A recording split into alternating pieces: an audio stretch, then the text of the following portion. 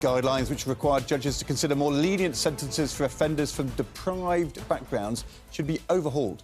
That's according to Shadow Justice Minister Dr Kieran Mullan. Now, this comes after a case where there was a couple convicted of dealing Class A drugs and having an offensive weapon, but they got a suspended sentence, so no time behind bars, after citing poverty as a mitigating factor for their crimes.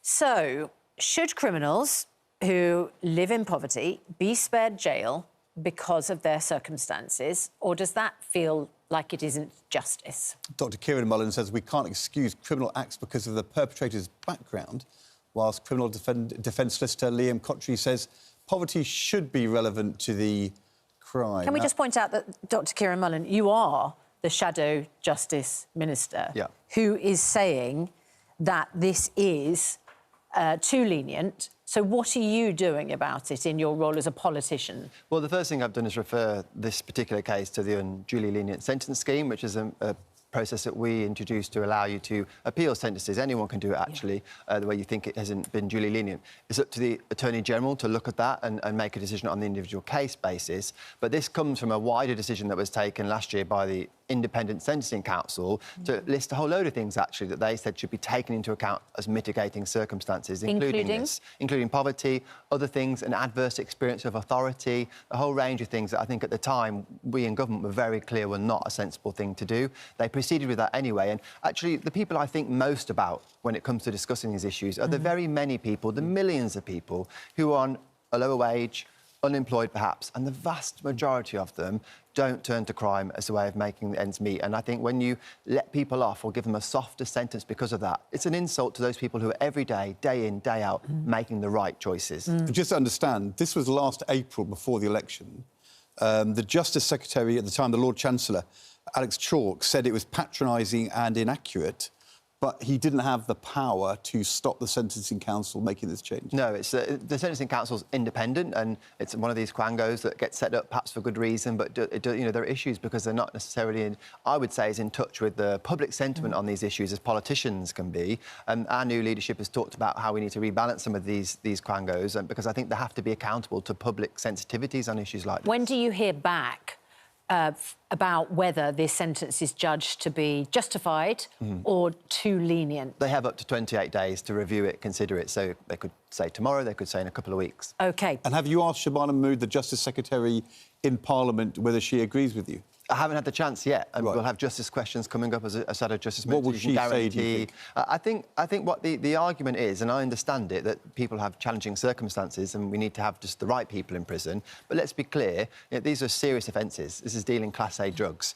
Of course, minor offences won't very rarely be given a prison sentence anyway. I think what has to come first is actually the message we send to the vast law-abiding majority, the incentives we give for people to make the right choices and ensuring people are properly punished by the justice system. Liam Cottrey, you are a criminal defence lawyer, so, you know, it could have been that you were defending this couple in court and therefore providing mitigating factors. And I've used mitigation like these factors on a regular basis. Right. One of the things that was said in court by their defence lawyer was that these two did not feel they had any other alternative than to embark on this enterprise, as one of them was unemployed and the other one's wage was minimal. A lot of people will think, hang on a moment, if you're unemployed or you have barely any income, you have plenty of alternatives than to become a Class A drug dealer. Well, it's not necessarily the way I would have put it if I was mitigating on this particular occasion. How would you have put it? I think it's important to give all personal circumstances of someone who's being sentenced. It's very important for a judge to sentence the person as well as the offence. It's only fair. Personal circumstances, personal mitigation is as old as time. Just because this is now codified in sentencing guidelines last year, it's way down at the bottom. There are so many other things that a judge needs to consider before then, and it's discretionary. I can talk, any defence advocate can talk as much as they want about someone's finances, but whether or not a judge actually takes that into account or gives it any weight is up to them. That's interesting. So it may have been what was taken into account was, in fact, the fact that they had children. Exactly. Their absence would have had a devastating impact on their one-year-old son, as well as one of the parents' two other children. So we don't know what the judge might have taken into account. A very important point, and that's not being reported. We don't know if they had previous convictions, if there are mental health issues involved. There could be all sorts of different points of mitigation, but we just don't know. These are headlines. Yeah, let's get back to the Shadow Justice Minister's point, who says there are plenty of people who might be experiencing all of these mitigating factors who simply do not commit crimes. So how can you use these factors as, some people might think, excuses to get out of jail? Well, and that's the point, but these are not excuses. These are reasons for someone making that decision, and they've made that decision. They've made a conscious decision to commit a crime. And at that point, they have to be punished. And they are punished, but the level of which they are punished depends on their personal mitigation and the offence itself. But I think the challenge is that it kind of undermines one of our core principles, is that we're all equal before the law, that our circumstances are one thing, and there are lots of things that we can do as a society to tackle those things at root cause, to make it less likely that someone might take the route of criminality. But once you cross that line, then why don't we? Then it is, I'm afraid, then you should be treated and sentenced the same as everybody else. On each prisoner every year. We imprison more people per capita in this country than any other country in Western Europe. It doesn't seem to be the answer. Can I ask you, Lim, one of the mitigating factors is early exposure to family members committing crime. I think what that might say to people is, if you come from a family that commits crime and you then commit crime, and you know that because your dad committed crime, you're unlikely to go to prison for it, doesn't that actually encourage you to follow in those footsteps rather than dissuade you?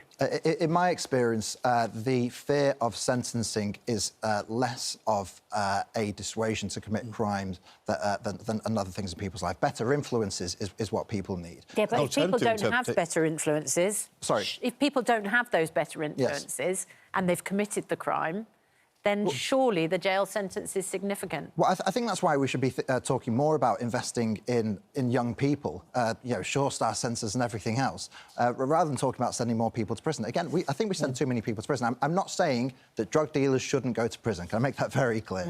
But I think personal mitigation is very important.